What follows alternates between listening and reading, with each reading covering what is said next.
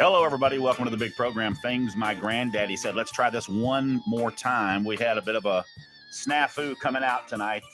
What time is it now, Jack? We're about 15 minutes late getting on the air. Oh, God. We were on the air a minute ago, but apparently there was no audio for the audience. No one could hear us, so that was not doing anyone any good. It might have been, actually. It might have been, but if it wasn't, we apologize for that for our 3 loyal listeners that were trying to tune in, but we're back. All right, let's go. Topic for tonight. We're going to talk about the most underrated guitar players out there. Jack and I have been talking about this for a while. We sort of banter this topic back and forth all the time, really, between us, and that's how a lot of our show topics come up. We just we're in a car riding around talking about. So, underrated guitar players is the topic for tonight. Again, if you want to get at us in the comments and tell us your thoughts and picks for underrated guitar players or overrated guitar players, I'll entertain that too. Yeah, I'm that's another talk about that. That's another show topic, but I mean, probably a lot more controversial. Much more controversial. We might even get into a couple of those tonight, controversially. So, yeah, there's that. So if you want to get at us in the comments, go ahead and let us know what you think. So, all right, without further ado, let's get it going, Jack.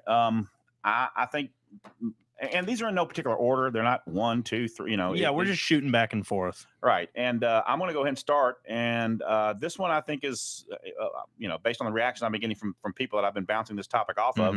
This one's sort of universally accepted as one of the biggest underrated guitar players ever, and that's Prince. Right. Prince, and I agree with that. I think Prince is an underrated. I don't think he gets the due. He gets his due as a guitar player. Right. He gets a lot of accolades, and obviously because he's Prince. Exactly. My thing with Prince as a guitarist is, I think he's one of those guitarists that everybody knows is good because nobody knows that he's good. Because I'm almost thinking that Prince is kind of shifting out of the underrated status. Right. Because Prince is definitely the most known underrated guitarist. Yeah. Everyone talks about Prince when they're talking about underrated guitarists. Right. And, his repertoire is it's so huge. When you think about Prince's guitar playing, you think about, of course, Purple Rain. Right. But there's so many other great songs that he has that have amazing guitar solos in them that he plays and nails. And there's a video, and I don't know where this was recorded. It's a live video. It's him live. And it's just him with that purple acoustic guitar sitting on a stool in the round at a stage somewhere, and there's a live audience. And I mean, he goes through a medley of 5, 6, 7 songs. It's Raspberry Beret, Little Red Corvette, Purple Rain, several others, and just kills it on this acoustic guitar. It's a Taylor. Yeah. So just another point in favor of Taylor guitars over Martin. Exactly. Yeah. So yeah, he is. Yeah, Martin. Talk about overrated. Martin. What do they know? They've only been around since like 1802. 38. 1838. What the hell do they know? Stop making guitars. Martin. Let Quentin Tarantino destroy one of them. Exactly. Famous guitar faux pas in history. The next episode of Things My Granddaddy Said. And that was a faux pas, right? It absolutely was. So yeah, that's going to lead us off. Prince. I mean, he is. I've heard it said from guitar players that there's just no way to recreate the guitar solo in Purple Rain as Prince plays it. I understand that. I totally understand that. And the reason for that is that you're not Prince. Right. Prince wrote that song. You don't know what he was feeling, what his emotions are, and all that comes out when he plays it. Right. So, but I don't think the goal of someone covering Purple Rain is to sound exactly like Prince. That shouldn't be. First of all, it shouldn't be the point. That shouldn't be the point of any cover. Exactly. And we talked about that last week. But one of my favorite covers of Purple Rain is by Bruce Springsteen and the Street Band. Yeah. And Niels Lofgren just kills that solo, but he does it in a Niels way. Exactly. We'll get back to him. Yeah. Foreshadow. Yeah. So I mean, we could go on and talk about Prince all night. Right. Suffice this to say is that I think everyone sort of recognizes that he is, I think, underrated. Now he's on the Rolling Stones 100 greatest guitar players. Relatively high too. He's at what, like 38? He is at 33. 33. Close 33. enough. I think he should be rated higher than that. Mm-hmm. But he's not. It's not. It's not a. That's a respectable spot to be at. Right. I think it should be higher. I think it Right. should be higher than some of these others that they have Hmm.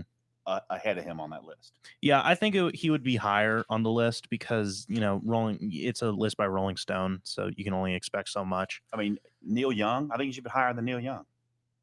Yeah, You know, yeah. But what I'm saying is Neil Young is more recognized as a guitarist than Prince is. No, I understand that. I think if Prince was more personally vocal about his guitar ability, he'd be higher on the list. Yeah, Because it's not like Prince himself paraded around that he was an amazing guitarist. true. Whereas Neil Young made you know that he was a guitarist. Right. And not a bad one either. I'm That's true. not against Neil Young being high on the list. Neil Young is a good guitarist. He is a good guitarist, and he's an icon, and of Oh, course yeah. so is Prince. Of course. So is Prince. But they've got Billy Gibbons at 32, Mm-hmm. and they've got Prince at 33. You think Billy Gibbons is I don't know. Billy Gibbons is pretty good. Billy Gibbons is damn good. He's a pretty good and guitarist. and he is the sort of the sound of ZZ Top. He's the only guitarist besides Dusty on bass. Yeah, he is really the sound of that band, and we'll talk about that in a few minutes about what one of the things in my mind that constitutes a great guitar player that's part of a band is whether or not that band is defined by that sound. And we got a couple of those on our list as we go through this. Well, I going back to the power trios, I think another important thing that Billy Gibbons absolutely takes on is the ability to go from rhythm and lead at the same time. Right. Which is where you get your Van Halens, your Hendrixes, your Billy Gibbons. Right. All the power trio bands. Right. They have that. The guitarists for those bands generally have that amazing ability. Stevie Ray Vaughan, for example. Yeah, he could really do that. Oh yeah, absolutely. Crazy. All right. Anything else you want to say about Prince? His last show was in Atlanta, and I regret not going. Me too. I never saw Prince live, and I will always regret that. Mm-hmm. And I had an opportunity to go many times, and I'll see him next time. I'll see him next time. And didn't. And you say that until there's not a next time. I know. I could say the same thing about Tom Petty. That's true. That's true. Kick myself for not seeing either one of those acts live, and I could have so many times. Mm-hmm. Yeah. Anyway. All right. Next up on my list. Can I do one? Yeah, you go ahead. I wanted to go back and forth. Yeah, sure. Yeah, go ahead. So the way I'm going to present mine is I'm going to play a bit of I'm going to play some music, and I want you to see if you can tell me who this is. Ladies and gentlemen, we in no way own any of this music. We in no way own any of this music. I'll say the artist and song after the song. We are not profiting from this. No, we're not profiting. This is for educational, entertainment purpose, or not entertainment, educational purposes only. Study, scholarship, entertainment. That kind. Education. Stop trying to hide it. That kind of thing. Yeah, exactly. Tell me if you know this 1990 song.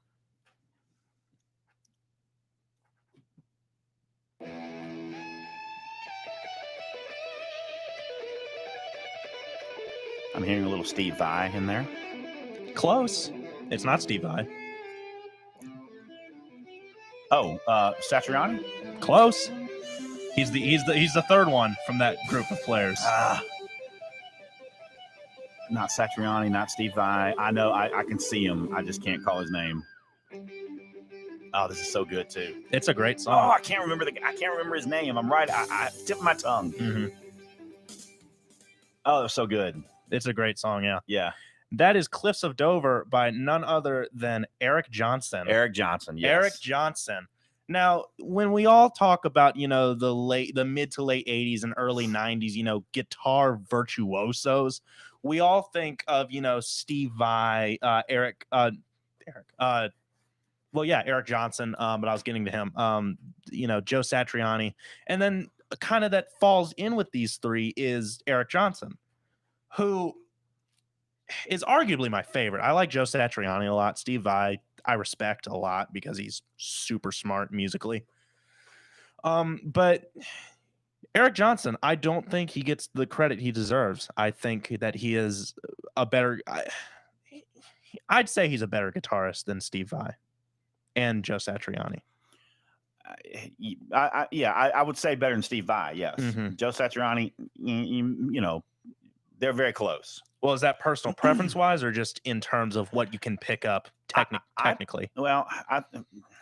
Because Steve Vai is a darn good player. He is. He's a technically he's very technically proficient. Yeah, he is. And that's what I'm talking about. Like these three guys kind of had their own thing going with the instrumental, just guitar music Right. is the best way you can describe it. Yeah, I agree. Mhm. That's what's the name of that one that you? Oh, Cliffs of Dover. Cliffs of Dover. Yeah, that is so good. It's a great man. song. It's so good. It's a But great I song. get him and Satriani confused because Satriani does a lot of tapping, Mhm. more probably than Eric Well, Johnson. yeah. Because I was surprised when you played that for me the first time. I said, "Sounds like he's tapping." You said, "No, he's not tapping at all." Not at all. Where Satriani, Satellite by Satriani, is a lot of Mhm. tapping and that kind of thing, which is amazing. Mhm. I'm not saying that's gimmicky or anything like Right. that. I mean, that's amazing. So yeah, I mean, I think that's a good pick. Yeah. That's a good pick I think Eric Johnson should get more credit than he deserves. because his name does not come up in discussions about great guitar That players. does not. You're always going to hear Steve Vai and Joe Satriani first, Right. which is understandable because they're both amazing guitarists. But I think that Eric Johnson should be thrown in there as well. I mean, I think I agree. I think that's a good pick. He doesn't get as much credit as he deserves. I just realized I misspoke. Right. Okay. Good one. Good one. Thank All you. right. Now my next one. It's another one that's probably kind of predictable for me. Mhm. If you listen to the show and you know my music proclivities. Oh yeah. Underrated guitar player, Bruce Springsteen. I have to agree. Underrated. Mhm. Bruce Springsteen is a great guitar player. He absolutely is. I mean, his work on Darkness on the Edge of Town. Yep. Incredible. Yep. I mean, just about every guitar solo on that album he plays. All of them. Yeah. He plays all of them. Yeah. He does a lot of guitar work on Born in the USA. He does. He does a lot of guitar work on Lucky Town Mhm. and some of the earlier Mhm. Springsteen albums. Mhm. You know, Adam Raised a Cain, which is an amazing song. Mhm. It's one of my favorite Springsteen songs. It's got some amazing guitar parts in that. Oh, He- yeah. he does that. Mhm. And I've seen him, live many times. And one of the times that I saw him live, he sort of showcased his talent on the guitar, and he would do these longs. And I'm not a big fan of these long, extra guitar runs. Mhm. I don't care for that much. But he would go on these long sort of guitar runs that aren't featured on the albums and that kind of thing. And it was incredible. I mean, he's an amazing guitar player, but he is so known for his live just performance. Right. And the E Street Band with him. Right. I think his He falls in the category of Prince of being known as a musician more than a strict guitarist. right. And that's because both Prince and Springsteen are musicians rather than strictly guitarists. But that does not undermine their work on, a guitar. Right. Yeah, it's he's an amazing guitarist, but I think he gets washed away in just the totality of a Springsteen show. Right. You're so. I mean, I've always said this, and I maintain this. It really doesn't even matter if you're not that big a Springsteen fan. Right. Bruce Springsteen and the E Street Band will be it's the greatest live show you will ever see. Preach it. It is the greatest live show you've ever seen or will ever see. I mean, it's amazing. If you've never been, it's like a religious experience. I mean, it's incredible. It leaves healing. you. I mean, it's 3.5, 4 hours long. There's no intermission. There's no warm up act. There's not a whole lot of. I mean, it's just him and that band, and they just go and go and go and go. It's amazing. It's amazing. So, I think for that reason, his guitar playing skills are overshadowed just by his live stage presence. Right. Right. But he's an amazing guitar player, and he's on the Rolling Stone list. I don't know that I wrote it down where he is, but he's way down. He's in the 90s. Yeah, I know that. He's way down there. I think he might be 90 actually. Yeah, and he should really be higher than that. And again, we're just using this Rolling Stone list to sort of as not as a litmus, but just as a reference point, I guess. Right. So yeah, Bruce Springsteen would be my second pick. All right, That's a good pick. thank you. What you got? Someone that I've played for you before. And again, these are guitarists that I often call the greatest, so it's not really a shock to me to say that they're underrated. I mean, it's a shock that they're underrated, but Right. you've heard artists like these before. Can you tell me who this is?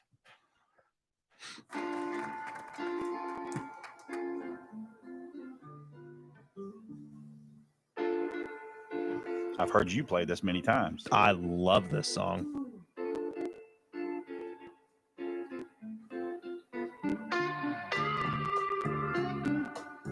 I know it. I've heard it. I've heard it many times. You've heard it you many play times from my bedroom. Yes. This is it's not Steve Cropper, but it's a Booker T and the MGs tune. Covered. This is Soul Dressing by Booker T and the MGs. Covered by one Roy Buchanan. Oh, Roy Buchanan. That's right. Roy Buchanan.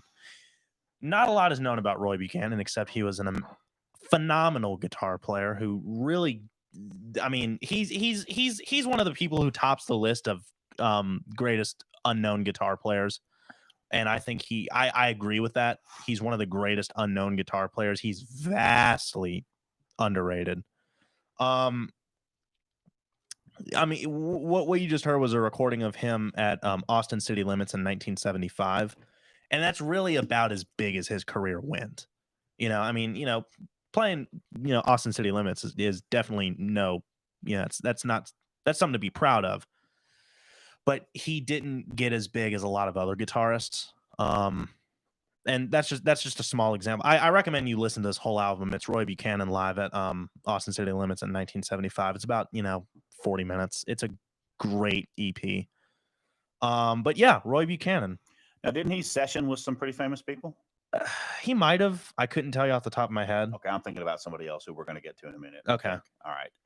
Yeah, I love that piece. And you've played me plenty of Roy Buchanan before. He's a great. You're right. He's an amazing guitar player. Not on the Rolling Stone list. The little bit I just played you says nothing about how great he is. Listen to Roy's blues. Listen to his cover of Soul Dressing. Listen to his cover of Hey Joe by Jimi Hendrix. And he's really a blues player. He's absolutely a blues player, which some of the best are. Yeah. Yeah. B.B. King. Hello.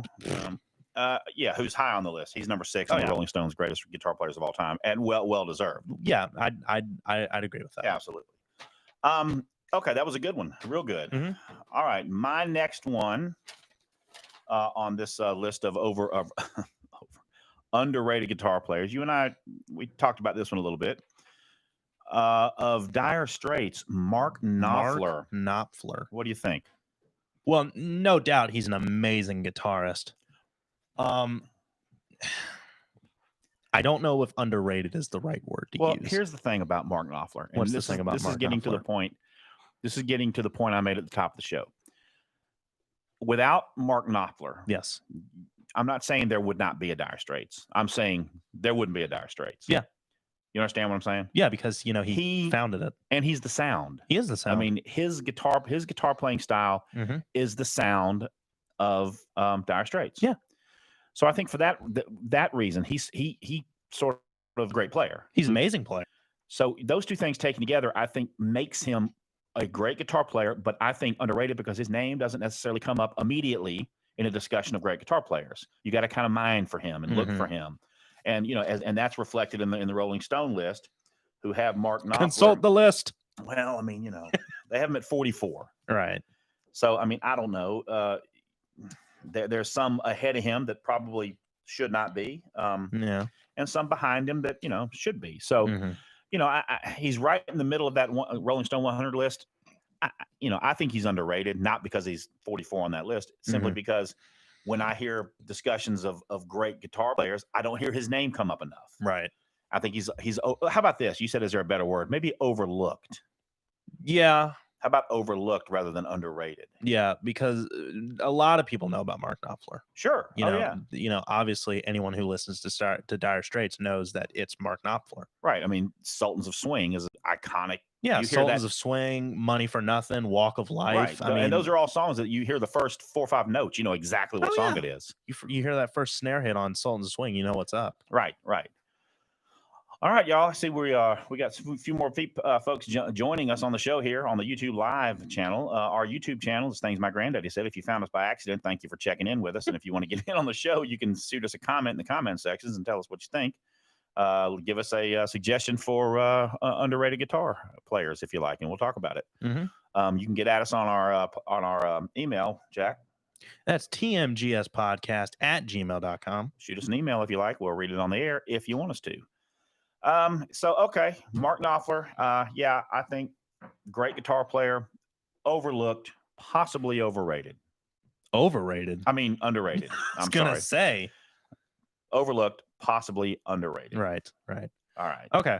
The next guitarist I'm gonna bring up, is again, I think one of those people that is famous for being unfamous. Um, you already know who it is.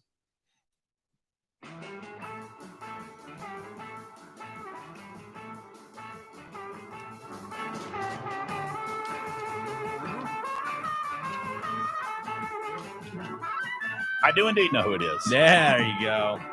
You want to go ahead and tell everybody who that is? Yeah, that actually probably wasn't the best song to use. It's pretty good though.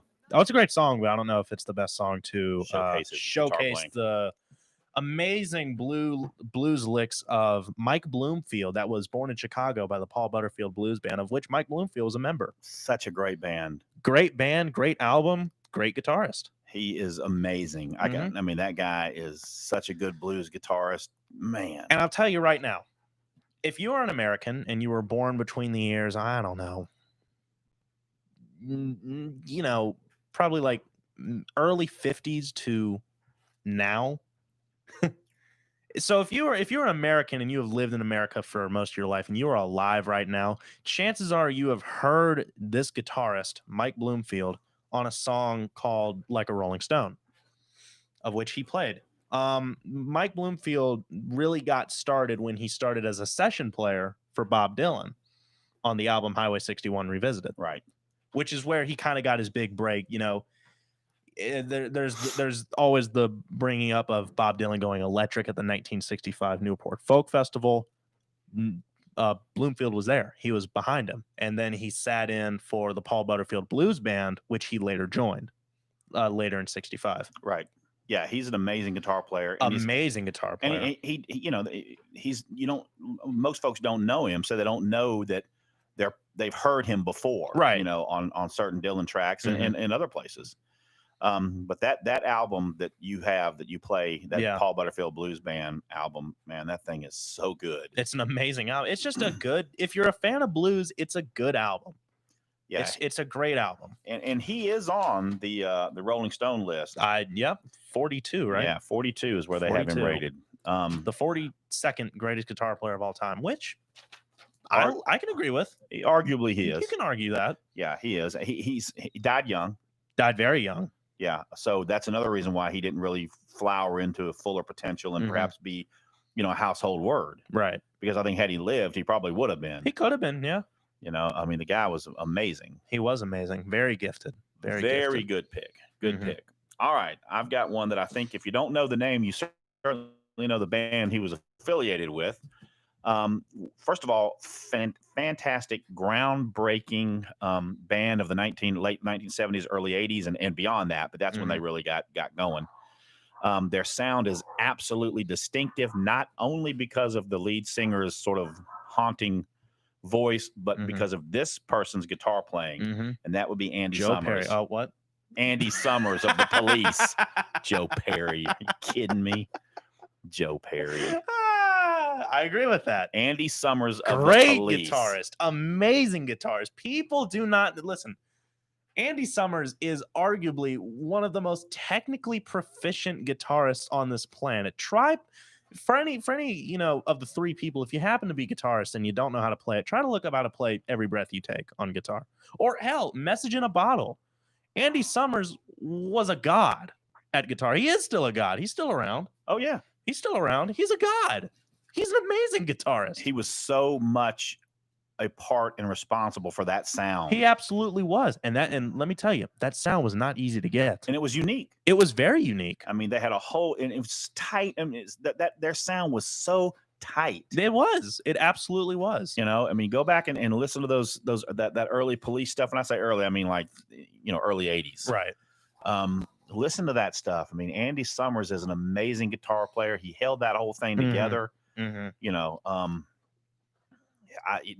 underrated, absolutely underrated. I don't know if he's even on the Rolling Stone list. I think Andy Summers 85. He should be higher. He should be higher than that.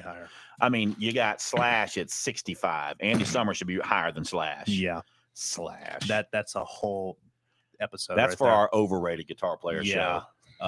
controversial. Yeah, that's for our overrated But I mean, guitar player yeah, section. go listen to your Message in a Bottle, you're Walking on the Moon, Roxanne, Synchronicity 2. I mean, dude, Andy Summers was amazing. He was, is. I say was just because the Police aren't together anymore. And unfortunately, his guitar playing is distinctive too. When you hear an Andy Summers riff, Mhm. you think immediately, man, that sounds just like the Police. Mhm. His guitar playing is synonymous with their sound. Right. And I think that's important when you're talking about great guitar players. Yeah. The Police are just an amazing band. They are. I mean, all of them are, Sting, Andy Summers, Stuart Copeland. They're all insanely gifted musically. Yes, they are. They are. It was just a perfect storm when those guys came together. But Andy Summers is a standout, and I think he's vast. His name never comes up in discussions of great guitar players. I think it should. I think it should too. I absolutely think it should. So for those reasons, I think he's vastly underrated. Mm-hmm. All right, you got another one? You got it. You got it. Okay. I didn't write my list down. I'm just going off of my. Yeah, well, you've had some good ones, and I knew yours were gonna be a little more obscure, right? Because that's what kind of like your thing. Yeah, all into that obscurity. Huh? I'm all into that obscurity. Well, you do. There's a lot of acts that you listen to that are not known by. I like having my own thing. I like doing stuff that no one else would ever want to do. I like it. Okay. Let's see. Next on my list is a guy that came. Well, let me make sure I get this right. When Dwayne Allman was killed, yes, was this guy in the band at that time, or they brought him in? I believe he was already in. Okay. Well, everybody knows Dwayne Allman was killed in a motorcycle accident in '73.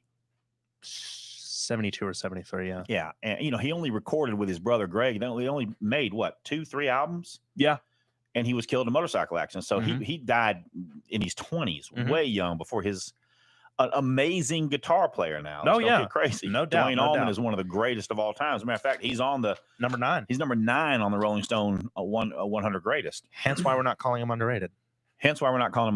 Exactly. However, his, I don't want to say replacement. Yeah. But more who they promoted to fill sort of his the understudy, shoes. Yes. Dickie Betts. Dickie Betts is an underrated guitar player. Very much so. I mean, the Allman Brothers Band that's another super technically proficient. They're arguably a jam band. Yeah. Oh, yeah. I'd call them a jam band. But they are super proficient technically. Mm-hmm. And he is a large reason for that. Right. I mean, his guitar playing is amazing. Mm-hmm. And he came, he stepped up at a time, and this is also a tribute to him. He stepped up at a time when, Dwayne Allman is killed. Mm-hmm. He has to step in and, for lack of a better way to put it, fill those shoes. Yeah, and I think he did an excellent job. Oh, he did an amazing job. I don't think they could have found anybody better. Mm-hmm. And it was just luck for them that he was in that band at the time. Mm-hmm. So him and Greg Allman went on to not create the Allman Brothers Band, but certainly keep the Allman Brothers Band going. Oh, yeah. And they went on to amazing things, Mm-hmm. So, yeah, I mean, that I think Dickie Betts is underrated. I think he deserves to be rated higher on that Rolling Stone list. Is he on the list? Yeah, he's on the list. Dickie Betts? Mm-hmm. Yeah, he's 61. 61. Maybe higher. Yeah, maybe a bit higher. I think he needs to be higher than that.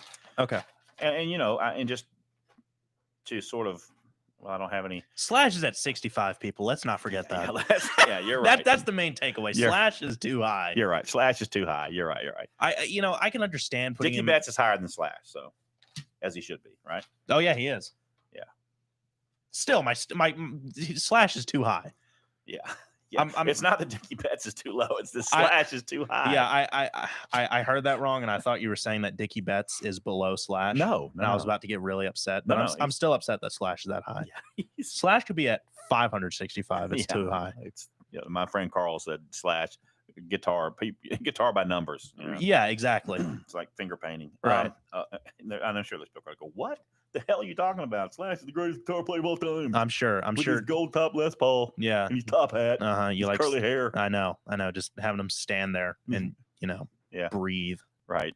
Not much emotion out of that cat. Right. It's like if you mixed like what did I say earlier? It's like if you mix Johnny Ramone and Gary Moore, but just took out all the sex appeal. Yeah, took out all the mojo. Right. You just injected the DNA of Johnny Ramone and Gary Moore into like a cinder block and just gave it a gold top Les Paul. Nice. Yeah, you'd have Slash. That's exactly Slash. Very good. Give it a little top hat and you're good. All right. Okay. So that covers Dickie Betts. Yes. Dickie Betts, great guitar player. Amazing guitar player. But again, his name doesn't pop up readily in the discussion of the greatest guitar players. And we're going to talk about what names pop up in that discussion here in just a couple of minutes. Yeah. Okay. Next on my list. Yeah. I have one. Oh, go ahead. Yeah. I kind of blanked because play a little music. Oh yeah. Okay, go ahead. And this is one that you probably wouldn't have agreed with over a year ago. Yeah. But as of a year ago, like 2 days ago, right. I think you'd agree. Okay. This is a live song, so it might take a few seconds. Okay. In the meantime, Wild Bill's Soda. Yeah. Great soda company. Yeah. Amazing, blazing black cherry. Yep. All right, here we go. I've heard it. Mm-hmm.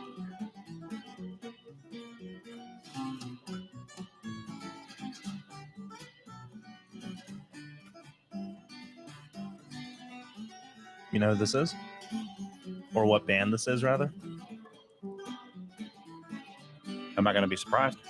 Maybe. You saw this song live. Oh, this is yes. This is Yes. Yeah, and I forget his name. Steve Howe. Oh yeah, this Yes. was crazy live. This was amazing live. Steve Howe of the band Yes, ladies and gentlemen. Also of Asia, because I think he broke off and started that, and probably some other projects. Who knows? But Steve Howe, very underrated guitarist. Steve Howe is an amazing guitarist. I don't know if you knew that. Yeah, I did. I saw him live do that, and it was absolutely incredible. It's incredible. That song is called "The Clap" by Yes, featuring Steve Howe and only Steve Howe on guitar. Right. That sounds like 3 different guitars, but that is one man. Yeah, it sounds like a circle of guys in a guitar circle playing. That is one man. Yeah, Steve Howe. Yeah, that's a good pick. He's an amazing guitar player, and you never hear his name come up in those discussions. If you're a prog rock fan and you listen to like the earlier Yes stuff, with like Tornado and whatnot. It's my favorite Yes album, by the way. He just listen to it. You're gonna hear some great stuff. He's definitely unorthodox as a guitarist, especially when you listen to his Yes stuff, because it's prog rock. It is gonna be unorthodox. But there is a lot to appreciate when it comes to him. Right. And I'm a huge fan. Yeah. I love Steve Howe. Yeah, I enjoyed seeing him. He was amazing to see live. And we saw him at a cool place. We saw him at the Grand Ole Opry. That was an amazing place to see him. That's a great venue to see him. Looks like death, but man, he's a good guitarist. Yeah, he did look good. He did look like he was a little overdue for his train. Yeah. Yeah, he missed his train. Then he's only like 73. Yeah, it's rock and roll living, That's I guess. True. That's true. But yeah, he's an amazing guitar player. Well, Absolutely underrated. And I don't know that I don't remember seeing his name on. I doubt he was on the list. Yeah, he's great guitar player. Mm-hmm. All right, I'll do another one. Hey, listen, Buddy Holly. Oh, Buddy Holly. Yeah. Buddy Holly comes in at number 80. Oh, come on, y'all. That Buddy Holly is. I mean, first of all, you take Buddy Holly out of the equation. There is no Buddy Holly. Yeah. The consequences of that are tremendous. There are. I mean, you might as well just be taking away Bill Haley. Exactly. There are so many bands that followed Buddy Holly, and I think Buddy Holly was the first guy to do the 3. What was it? It was a him, bass player, and drummer. Yeah. I mean, he was that guy. It was him, Sonny Curtis, and I forget the drummer's name. I mean, he created that whole formula. He kind of did. And then he had that distinct guitar technique. Oh yeah, that's been duplicated by everybody. Yeah.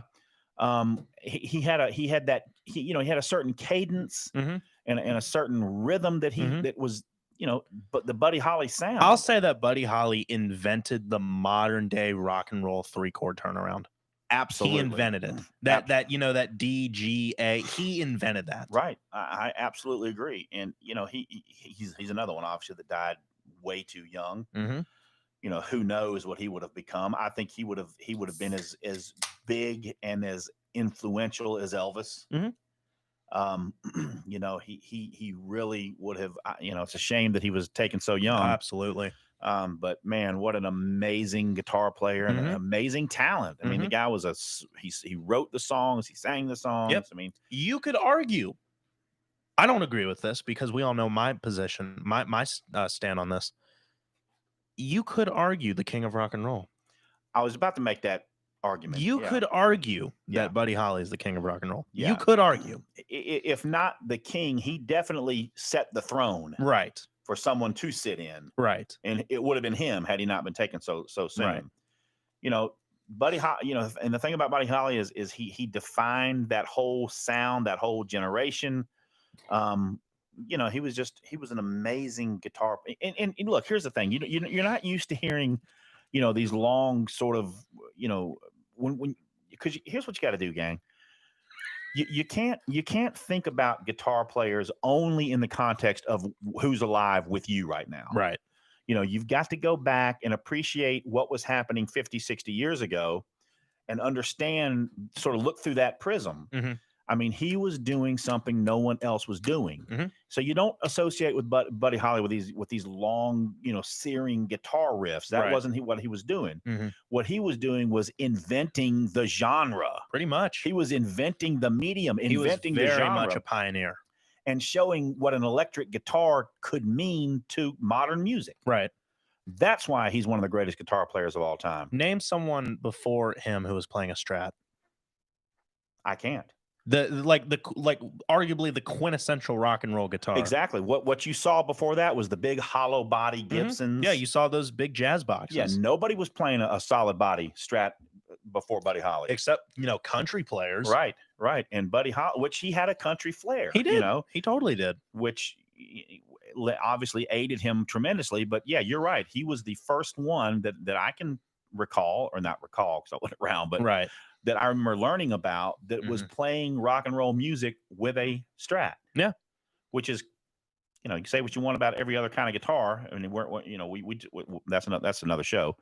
That's a good one. Yeah, but you know, you could make the argument that is the guitar that is synonymous with rock and roll. Mm-hmm. The Stratocaster. I would agree with that. Yeah. It's not my favorite guitar of all time. It's up there. I'm a Telly fan for life. Right. You know, but it's hard to argue with that. The Stratocaster is just the quintessential rock and roll guitar. Yeah, I would agree with that. And it crosses many genres too. Oh, it's so versatile. Right. Well, and I think that you know, for that reason, Buddy Holly is one of the greatest guitar players of all times, and he's vastly overrated. It's a shame. It's shameful that they put him in at 80. Shame on you, Rolling Stone. They put him behind Slash. God, unbelievable. Come on, travesty. Listen to like I don't know, dead, and listen to Stasia and tell me that Slash is better than Buddy Holly. Right. I dare you. I double dare you. All right, you got another one? You want me to go?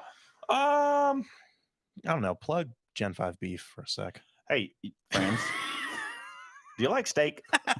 Listen, if you're a beef fan like I am, you need to get at the good folks down at Gen 5 Family Beef Farms. They're a local affiliate, or they're a local outfit down here in Central Georgia. I think everyone knows that's where this show is broadcast from. Oh, yeah. They have a beef farm here. They raise their own cattle, and listen, it's as fresh as it can possibly get. They're great folks. They have a Facebook page. It's Gen 5 Beef Farms. You can pull it up, look at it, and find their number. Mm-hmm. Call Mike Green. He's the honcho down there. He will be happy to talk with you, take your order, freshly prepare and package your order, and deliver it to you.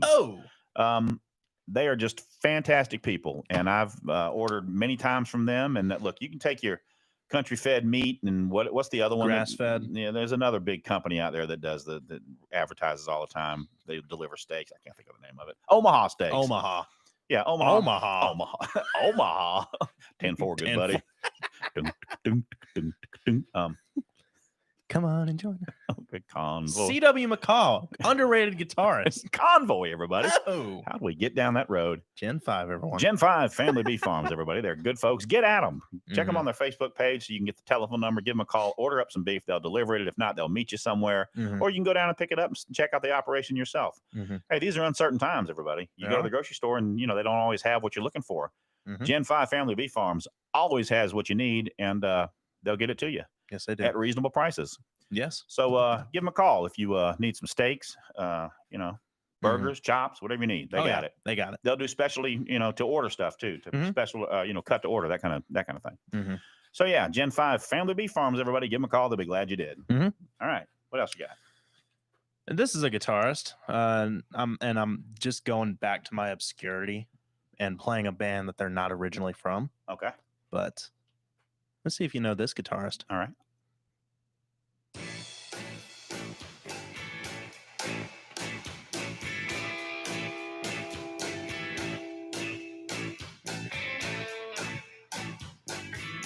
Sound familiar?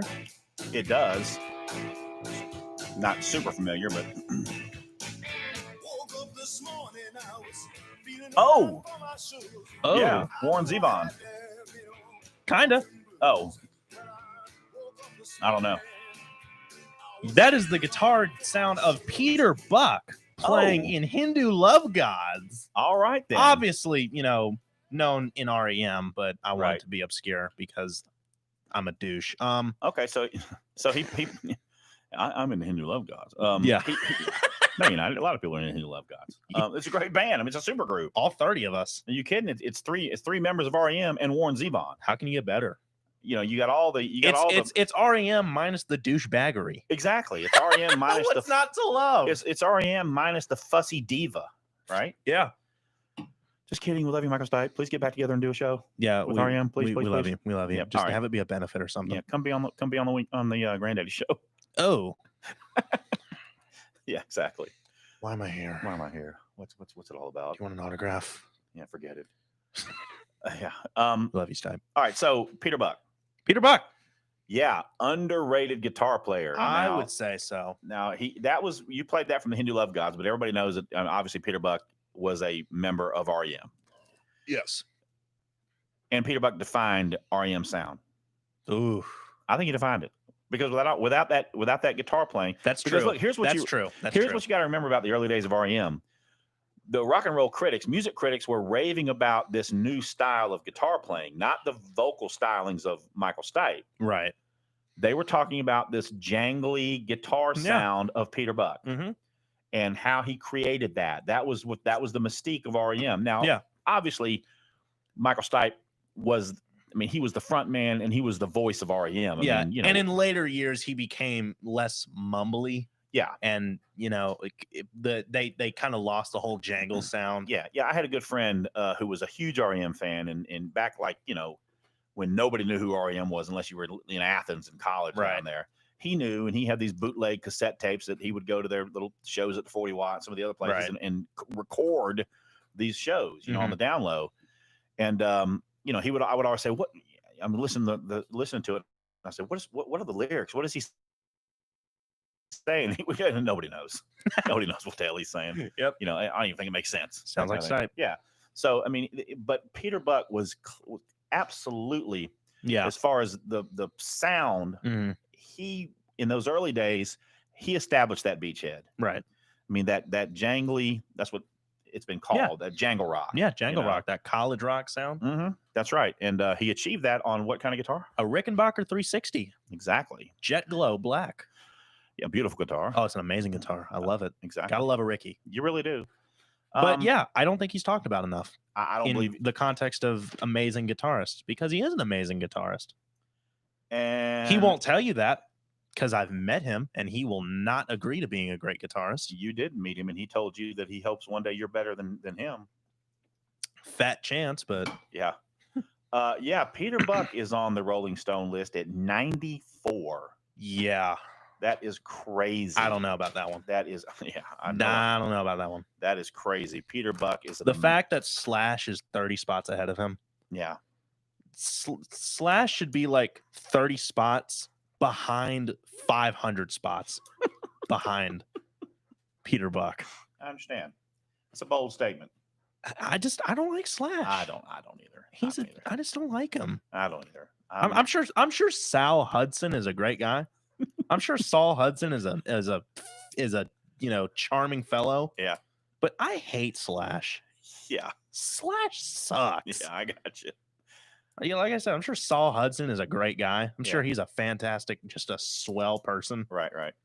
We're gonna get hate mail over this one. I I don't think. care. We're gonna get. I'll let you feel those emails Yeah, that come in. direct all hate towards me. jackstutter.business@gmail.com. Yeah. Why? Send me your hate mail. Why I dislike Slash. Why I dislike Slash, a memoir. Yeah. So Peter Buck, super guitarist. great guitarist, super underrated. Mhm. You know, he defined that whole REM sound. Just for my kind money. of almost made a new genre under everyone's noses. No one really seemed to notice. Exactly. And I've seen him live a few times. He's amazing live. You know, and he's not a he doesn't have a gigantic stage presence. I mean, he jumps up and down every now and He then. gets that swoop going. Yeah. See, I dig that. Yeah, I like it. dig that. I like it. But you know, he's not. He doesn't have to. His playing is understated. He doesn't have to steal the. Even when he's playing, look, we saw him with a band called Filthy Friends. Good band. Good band. Yeah. But Peter Buck was. I mean, Peter Buck was filling arenas in the 90s and 2000s. Yes, he was. I mean, they were filling up arenas. Yeah, thousands upon thousands of people, and now we're seeing him with like 200. Yeah, we saw him at the 40 Watt Club, and he's playing with Filthy Friends. There's probably 200 people in there, Right? And he's content just to be the guitar player, and that's amazing. That's one of the things that makes crazy it so to awesome. think that 15 years ago, Peter Buck was playing in front of tens of thousands of people. Yeah, and now he's playing little clubs. And if REM reunited, he would once again instantly be playing in front of tens of thousands of people. Oh yeah. So it's not like he's a washed up has-been. That's all he can get. No, the man just loves to play. He loves to be in a band. He does. I've listened to some interviews with him, and he just says he just loves playing. And listen, of everybody on this list, this is the only one I've ever met. Yeah, we met him in person. Talked to him in a hotel in Athens. We talked to him again at the 40 Watt Club. Just super down to earth. He's such a cool guy. Amazing. I love him. Yeah, amazing guy. And you know, I've always heard that all the REM guys are like that, except Stipe. He's a little bit standoffish. We did meet Mike Mills. We did, and Mike was super amazing. The only celebrity who has ever hugged me. Yeah, and not because we tried to hug him. We told him something personally, and he was moved by it. He was. Yeah. So it was amazing experience to meet him. But yeah, Peter Buck is a fantastic guitar player, underrated, and you know, for my money, is the defining sound of REM, which is one of my favorite bands. Oh yeah. So Mike Mills' hair is so fluffy. Yeah, it is very fluffy. It's like a pillow. It is that. Mike Mills, if you are watching, yeah, we're not weird. Yeah, bad chance that Mike Mills is watching. Well, you never know. All right. Yeah, so that I had Peter Buck on my list also. Yeah. So I'll scratch that off. Next up for me, everybody, Lindsey Buckingham. Gotta agree. Guitarist for Fleetwood Mac. Gotta agree. Amazing guitar player. I mean, just the one example after another, after another in the Fleetwood Mac catalog. Yeah. But just doesn't get the due I think he deserves. Kind of a douche, I've heard, but great guitarist. Yeah, I've heard that too. It's kind of why he got kicked out. Kind of hard to deal with. Yeah. But I mean, we're not talking about just because Peter Buck is a great guy that's not why I'm saying Peter Buck is a great guitarist. Yeah. And he just happens to be both. Right. And conversely, just Lindsey Buckingham is a bit of a douche, but that doesn't make him a bad guitar player. No, not at all. He's an amazing guitar player. Unless your name is Saul Hudson. Right. He's an amazing guitar player and doesn't get, I think, the accolades that he deserves. Ranked 100 on Rolling Stone's list. He is the 100th greatest guitarist of all time. Lindsey Buckingham comes in at 100. That's right. He's dead last on the list. Well, it's not like there's only 100 guitar players. Yeah. I know. Who's 101? I don't know. Joe Perry. Joe Perry's 84. Oh God. Joe Perry comes in at 84. So you know the people that are above Lindsey Buckingham, you know, in sort of in the mid range is Mark Knopfler. Yeah. Jerry Garcia. Hey. Yeah. Where all my deadheads at? Yeah. Slash is above him. Joe Perry's above him. Even Bruce Springsteen is above him. Bruce is rated number 96. Hey. So you know, underrated, everybody. He is. I think he should. Well, I don't want to dwell on where he should be on the Rolling Stones list. That's not what this is about. That's not what we're doing. He should be more regarded in the conversation. I think people just need to realize that Fleetwood Mac was such a different band before Stevie Nicks and Lindsey Buckingham joined. Yeah, absolutely. Because I mean, you listen to like the early 1969 Fleetwood Mac, back when they were just another nameless blues cover band. Completely different sound. Peter Green's Fleetwood Mac. Completely different. They were so different. Not to knock on Peter Green because he's a great guitarist too. But oh yeah, absolutely is. Mhm. And I think one of the reasons why Lindsey Buckingham is overlooked the way he is because when you think about when you think about Fleetwood Mac, what do you immediately think of? Stevie Nicks, Stevie Nicks. I mean, Right. she defined the sound of and rightfully so. and rightfully so.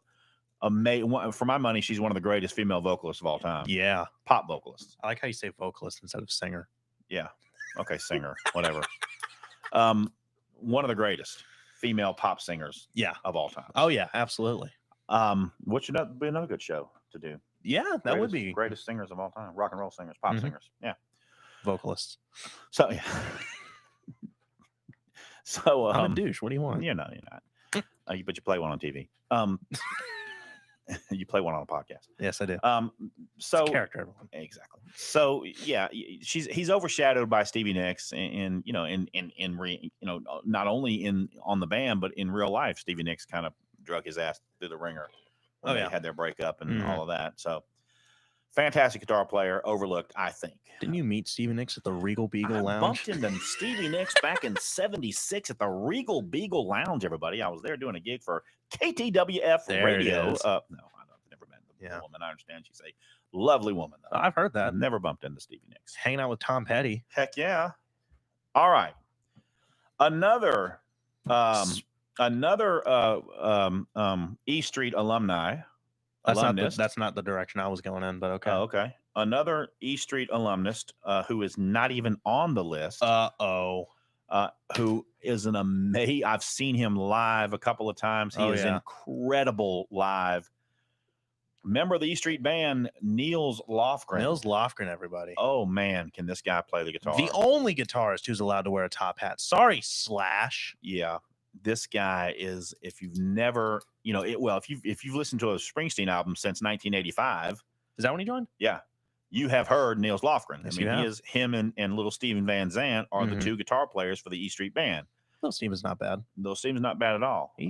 He's more. I revere him more as just a musician than a guitarist because he arranges a lot of Springsteen stuff, like the Miami Horns. That's all Steven. Yeah. Oh yeah. Oh, Steven's super talented. He's super talented. Yeah. But Niels Lofgren, I think, is super underrated guitar player. His name never. He has solo stuff too that he's done. His name never comes up in the conversation of great guitar players. He's not on the Rolling Stones list. Which is a shame. But I'm telling you, if you ever see Springsteen live, look for the skinny guy with the top hat. He is man. That guy probably playing a Strat. That cat can play that guitar. Yes, he can. Technically proficient. If you want to find a good performance, look up Springsteen's 2009. I believe it was Hyde Park. His performance of Youngstown, and listen for the Niels Lofgren solo at the end. He's the little 5'4" guy spinning around in circles. Amazing player. Yeah, he is something else. He is underrated. Niels Lofgren. Going backpedaling a bit. Speaking of Tom Petty, you know who the guitarist for the Heartbreakers was? Yes, I do. Mike Campbell. Yes, sir. Pretty good. Oh, amazing.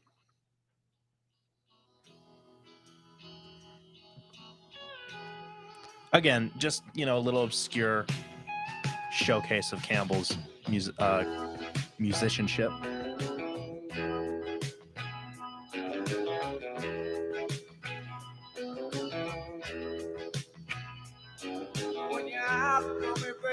Now, is this the Heartbreakers or is this Mudcrutch? This is Tom Petty and the Heartbreakers. Okay. Because he was in Mudcrutch too. Yes, very good. He was a member of Mudcrutch. That was a Mystery Man by Tom Petty and the Heartbreakers. He was a member of Mudcrutch. Very good. Amazing guitar player. Amazing guitar player. And Tom Petty's a pretty guitar player in his own right. He is. But he's, him and Campbell together were so good. Oh yeah. Oh yeah. Yeah. Yeah. Tom Petty and Mike Campbell were an absolute, not only musically, but just songwriting powerhouse. Every song by Tom Petty was written by either Tom Petty or Tom Petty and Mike Campbell. Yeah. They were both amazing guitar players. Yeah. I mean, except Let Me Up, I've Had Enough. That was written with Bob Dylan. Right. Yeah. Yes.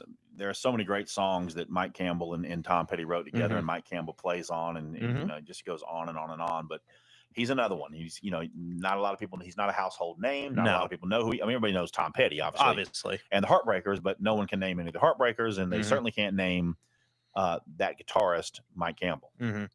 And going back to Fleetwood Mac for a sec, after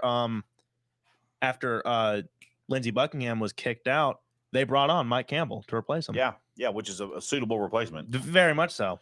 Yeah, and he's he distinctive style and sound, which I think in my book that counts for something. Right. So yeah, I think an underrated, overlooked guitar player. Yeah.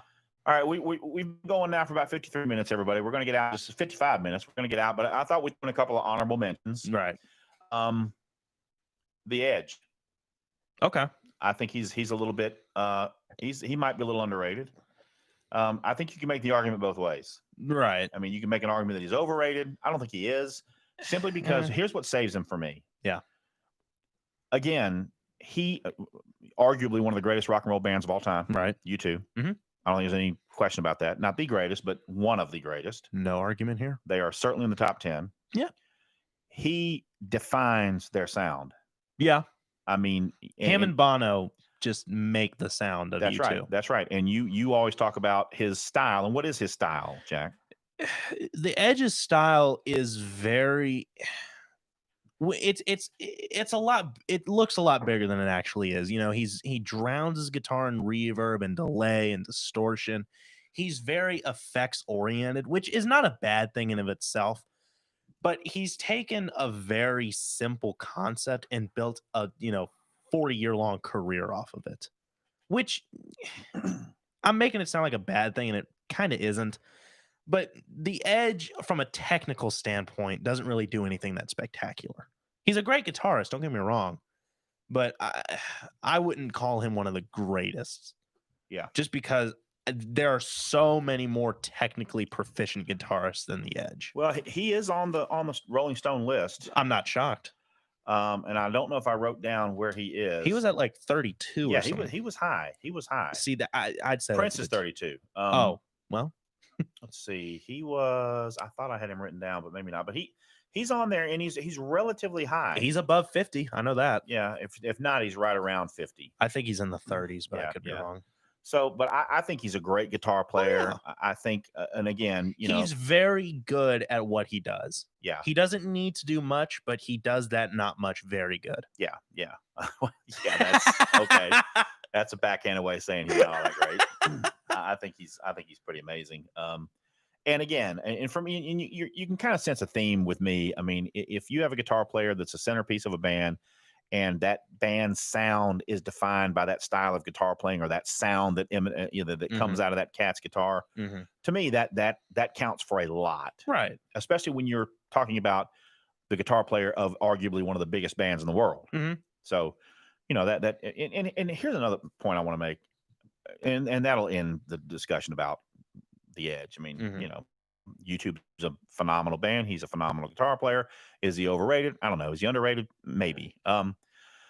There are, Jack and I were in Nashville last year, and it's not just Nashville. Any town that's known for music, but Nashville, I'll give you an example of. Just the state of Tennessee. Yeah, right. Jack and I go, we walked into, I don't know how many little restaurants, and every place that can accommodate live music has live music. Yep.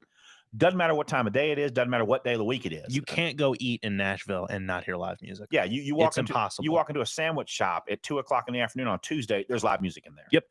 And every single person you see playing live sound like they ought to have a recording contract. That's Nashville. I mean, so I make that point to say this: there are thousands and thousands of guitar players that play little gigs, that play at restaurants, that play at bars, who we will never, ever hear of. And there are probably a percentage of those that could be construed as the greatest guitar players of all time. Yep. But we'll never know.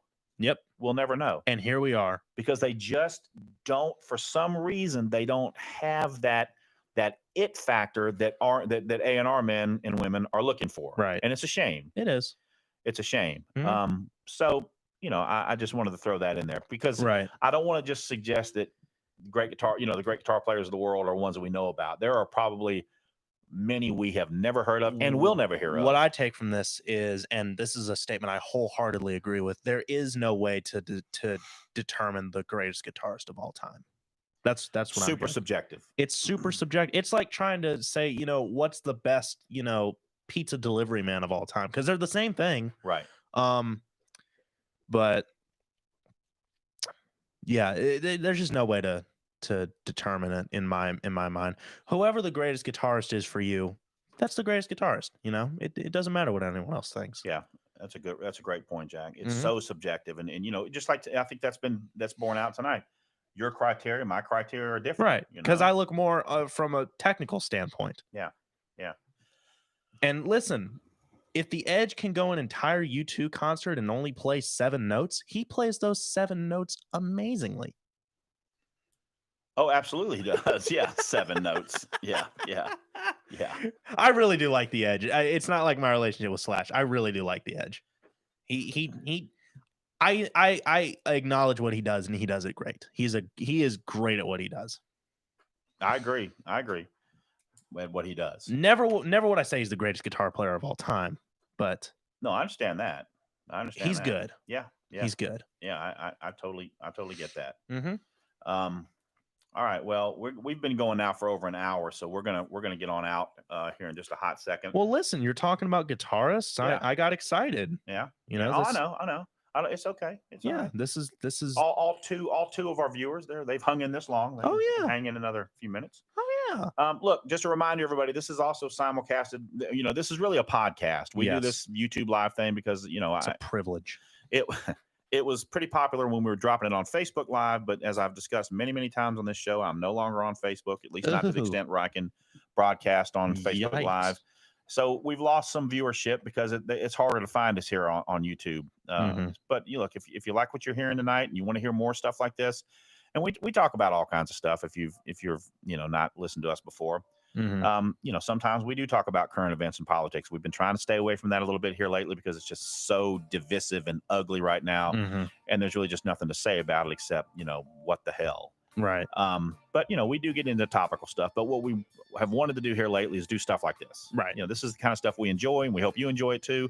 We encourage you to participate. So, you can listen to the podcast. It's available on iTunes. It'll drop in about a half hour from the time this show signs off, and it's available all the time on iTunes. You can go back and listen to all our other shows from that too. Yep. So listen, thanks everybody for tuning in. I'm sorry we had a little bit of technical glitch at the beginning. We'll try to get that nailed down for next week, and we'll figure it out. That won't happen again. But look, until we meet with y'all again next Friday night, 8:30, YouTube Live. We'll be here again. We'll have another great show and a great topic. We've had some good ideas tonight for a topic. Yeah. We might do overrated guitarists. We might do the greatest female rock and roll singers of all time. I don't know. But if you have a suggestion for a show, tmgspodcast@gmail.com. Shoot us a line. Let us know, okay? Thanks very much for everybody for tuning in. And Jack, have a good one. All right. Very good.